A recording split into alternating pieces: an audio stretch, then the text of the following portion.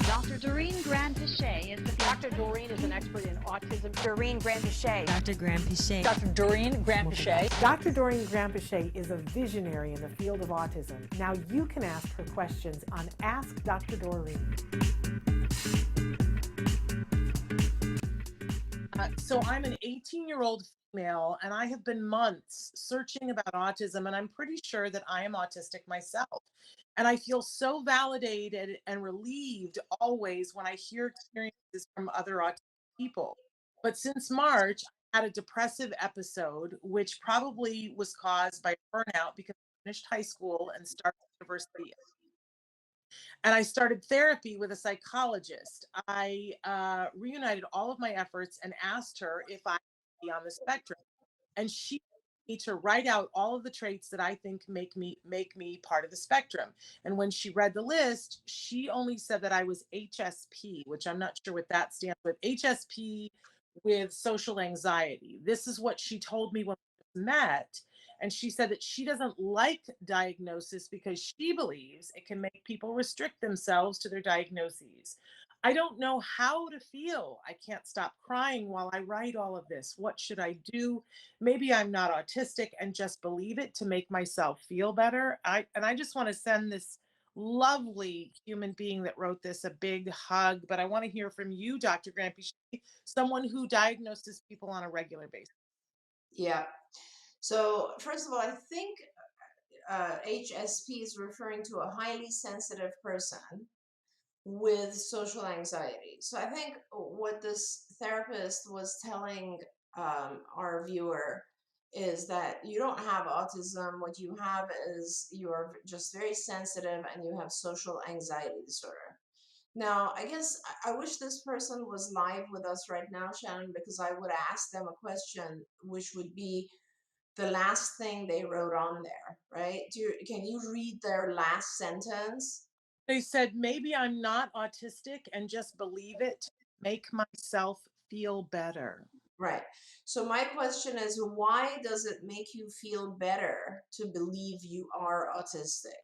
That's a really important question because you really investigate that a little bit. It's almost, I feel like if you had a name for what is making life difficult for you, I feel like it would give you a couple of different things. Maybe it would give you a sense of belonging to a particular group, and maybe it would also give you a sense of relief because you feel like it's not your fault.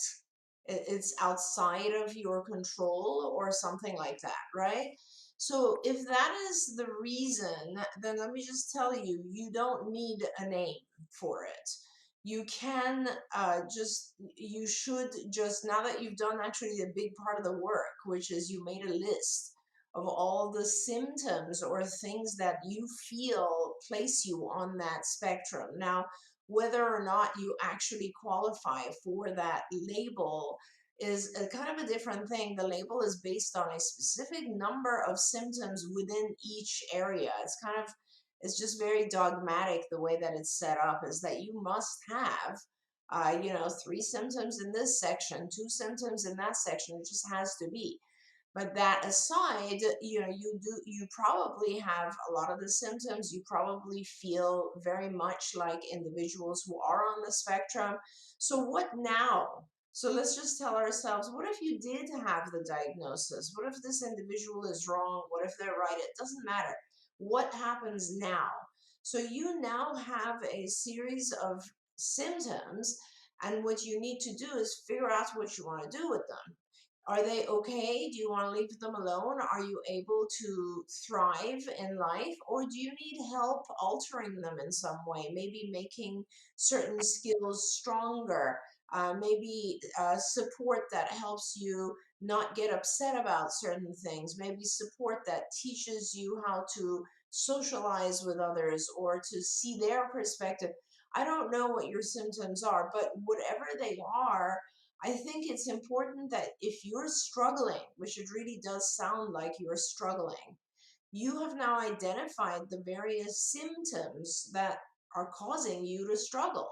So let's go ahead and find help to change those things, to strengthen you, whether it's autism or social anxiety. Believe me, I know people who have social anxiety disorder who struggle through more than an individual with autism.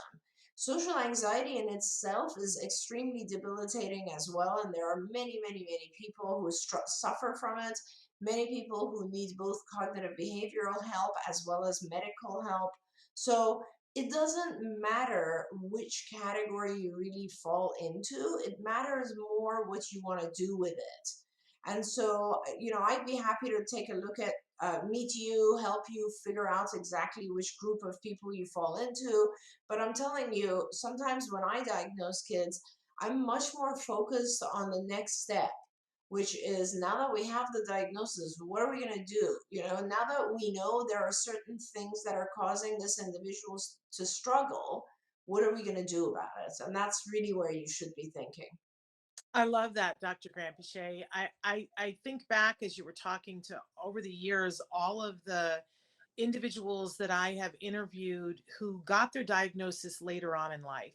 And there was one gentleman that it just struck me. He said, when I got my diagnosis, it was like getting to myself for the first time. Yeah. That so many aspects of things that as he was looking up and he was like, oh, this reminds me to a T, and that there was something healing about that for him.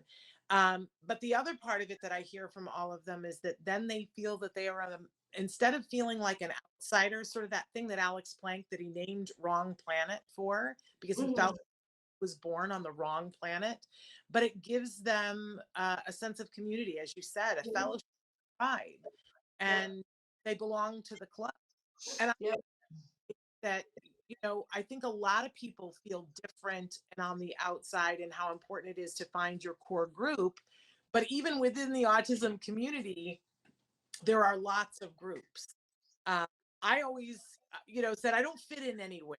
You know, I would have friends that would belong to this pocket or whatever. But the day that my son got a diagnosis, all of a sudden, I have a membership card to the Autism Mom Club that's welcomed anywhere. I can go into any bank, I can go into any grocery store, and I can meet other moms of kids on the spectrum, and I don't have to explain to them. I don't have to ask for forgiveness. I get to show up as me, and I'm accepted, and my kid is accepted, which, is a big gift to be a Oh, part of yeah. that. Yeah.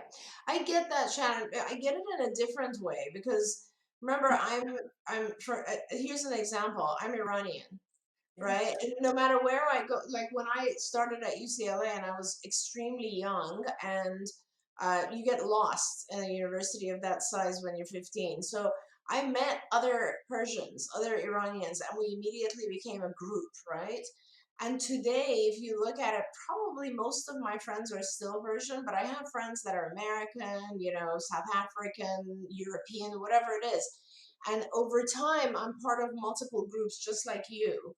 But there, you go back to the core group of people that you have the highest similarity with, of course. And I completely understand where this individual is coming from because it does give you a sense of community. It does give you a sense of explaining why you are the way you are, right? Like, it would be odd if I wasn't Persian and I celebrated Iranian New Year the way we do, which is to jump over fire. You know what I mean? I So it's want to kind come of like, back here. This year, oh I yeah, want absolutely. We definitely will make sure of that. So that's kind of what I'm saying. I get it. I understand. And the bigger issue, I think, is just focusing on, because I just was so really worried about how much this individual is struggling, right? I mean, she said she's crying as she's writing this. And that breaks my heart. And for me, it's like, okay, I'll tell you that you fit in. That's fine. If you think you have those symptoms, just assume that you fit into that group. Now let's help. Let's get yeah. you help because I just don't want this person to be sad, and feeling lost because it's, gosh, I can't even imagine if they have both social anxiety and some of the symptoms of the spectrum, and they're just trying to figure out where they belong, and they're so devastated and stressed out.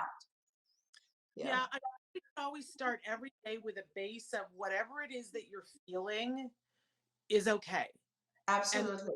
that you're okay and you are different than everybody else and Yes, and that's okay. If we could yes, all up every morning and start from that space and throughout the day as people tell her that she's not doing it the way that she's supposed to or whatever it is that people are, you know what they say about people hanging their bleep on you, that yeah, you could start from a base of she's okay, we all are okay, everything we feel is okay, and that it's okay to be different. Wouldn't that yeah. be a it'd be a Honestly, world if we could all, honestly, but it's true, and it's true for everybody who's on the spectrum and everybody who suspects they might be on the spectrum. You're okay. And there are other people. I had somebody tell me recently, they said, I think I might be on the spectrum, a parent, because we all think this at some point. And she said, I said, well, why do you think that? Tell me why you think that. And she said, because I constantly have a song playing in my head. And oh, and she said, and I, because I'm in the grocery store and I'm bopping out to a song, and my kids tell me stop it, and she said, I have the soundtrack of my life is constantly going in my head, and I said, oh, is that odd? I do too. And she's like, yeah, you yeah, do? I said, sometimes it's in the background and sometimes it's in the forefront, and I'm singing a song as I'm walking through the house. You do? And I never shared that with anybody before. But then as I talk to people, everybody's like, yeah, I do that too. Isn't that funny yeah, that we would assume I'm the only person who does that? And she was like, oh, I feel so much better knowing I'm not the only one. yeah, absolutely. Yeah, very interesting. I did tell her that alone did not qualify for her diagnosis. Right. And she was like, okay. It's funny you say that because when we're students studying psychology, everything we read, we start to diagnose ourselves and everyone we know based on those things, right? Yes, because I think anybody reading the traits of autism, there you should identify with at least a couple of them, Yeah. because we, that's a very real thing. Now I have more questions, or do you want to take one that you're seeing?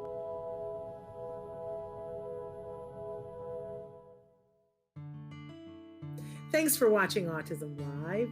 If you found anything helpful in this video, please give us a like. In fact, make sure that you smash that subscribe button on YouTube and give us a like on Facebook. You can also follow us on Twitter and Instagram for important updates. And please download our free podcast wherever you get your podcasts. See you next time. Until then, give your kiddos a hug from me and one for you too. Bye-bye for now. To subscribe, click here.